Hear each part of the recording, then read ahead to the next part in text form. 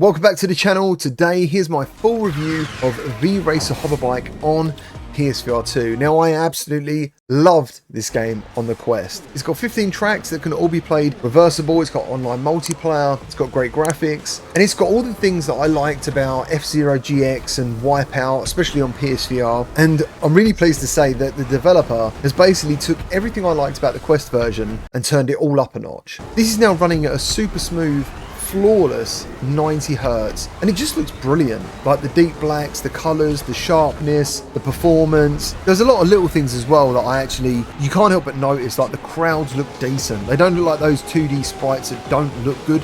They actually do look good. When you go through tunnels, your voice echoes when you're online. Going underneath like pylons and stuff has a different sound effect. And the sense of speed is just brilliant. But I mean, I can go on about that. It looks fantastic, okay? When you just get into these tracks and look around, they look amazing. But really, it's the gameplay. Over the last week, I've been playing this and I've been utterly addicted all over again. I've completed the campaign. I haven't actually yet been able to play multiplayer. And usually, I guess I probably wouldn't talk on something if I hadn't played it. But literally, on the Quest version, that's all I did after I completed it. I played it online so much, and I can guarantee that the best bit about this game is online. There's like the anti-gravity tracks available, and there's also like Tron Light tracks. And the Tron Light tracks, they're either a battle track, so literally race to the end, try and survive by picking up special weapons, choosing to either use them or absorb them. And the weapons are straight out of Wipeout as well. You've got homing missiles, triple missiles, mines, EMP, which works as like, do you remember the Wipeout thing where the wave went down the track? It does that. You've also got time attack modes, you've got straight racing with no weapons, and on the Tron Light mode, you've got to go through like green gates. It's kind of like an outrun mode. You go through these green gates to pick up speed. There's mines that you need to shoot, and basically you just got to try and race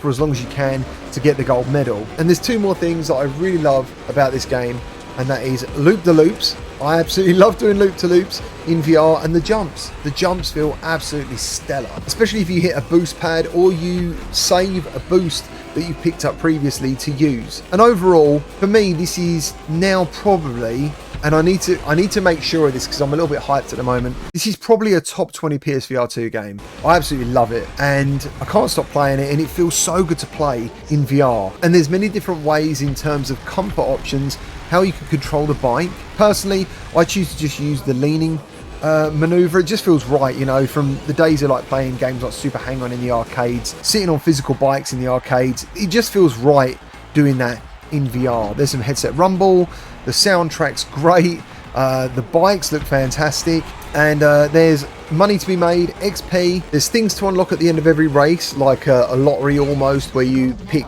either one of 3 icons and it's like a randomizer, I think, for the prizes. And then you can customize your bike. There's like a mixture of paints available, and your suit and your helmet, and you can also design your own with a livery editor. So yeah, overall, I think along with upgrading your bike, there's a lot to race for. The best thing to do when you get this game is really invest in the campaign. Put about an hour, 2 hours into it, and hopefully by then you've accrued at least 3 million in credits to buy, not the medium bike, the better the medium bike. There's 4 bikes available, maybe 5, I think, including like the beginner bike, and that will enable you to then get online, start kicking ass, and then take part, I think, in the they're weekly challenges. I found myself playing this a lot yesterday when I should have been making this review, just fighting ghosts because I wanted to get the best. I wanted to get first place, but I think I can't do that till I get the best bike. I'm in the top 5 now. I look forward to seeing you guys try and hit that today. Let me know if you get on with it. I love competition like this, and I will be going online to play with you guys hopefully tonight. Actually, I believe the game goes live as this video goes live, so you'll see me online with you guys. Yeah, it's got other tracks as well, like real world tracks put in there.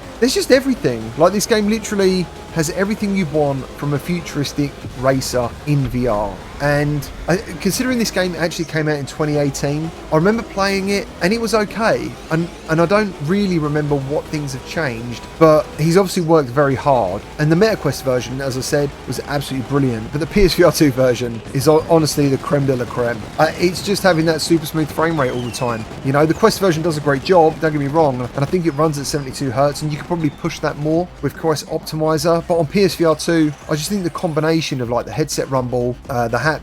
I think the headset rumble could be put to better use. I think when you go over like strips and stuff, me personally, I want all the haptics you can give me. So I can understand why you wouldn't necessarily do that all the time, because when that headset rumble goes, it basically shakes your vision. But personally, I want more of that. That's my feedback from the developer. But I think for general users, it'll be absolutely fine. I think it's enough to make people happy. And yeah, I just think that's my overall thoughts on this game. I think that if you're looking for a futuristic racer and you're a lover of Wipeout on PSVR, or Wipeout in general, and you're a fan of F-Zero GX like I was, or the F-Zero series, this is an absolute must-buy. It is $30. I was expecting $25, and I don't think that's because the game's not worth $30. I think at the moment people don't really want to pay a decent price for a decent game for some reason, which is a real shame. But I honestly think, and I hope when you do buy it you agree with me, let me know if you don't, but this is worth $30. It's a great game. Go and check it out. Let me know your thoughts down in the comments. Remember to like and subscribe